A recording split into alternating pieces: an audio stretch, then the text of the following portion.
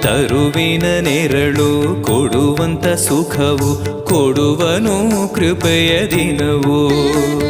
ಸ್ಥಿರ ಇರುವ ಮನ ಎನಗಿರಲಿ, ಶರಣಾಗತಿ ಎಂದು ಬರಲಿ. ಭಗವಂತನ ಪ್ರಿಯ ಮಗನಿವನ ಸಾರಿ ಬದುಕು ಇರಲಿ.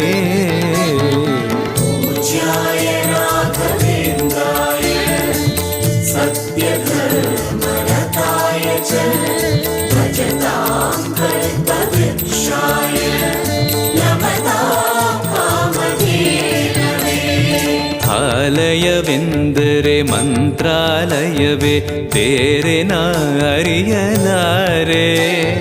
ರಾಜನು ಎಂದರೆ ಶ್ರೀ ಗುರು ರಾಜನೇ, ಮತ್ತು ನಾ ತಿಳಿಯಲಾರೆ.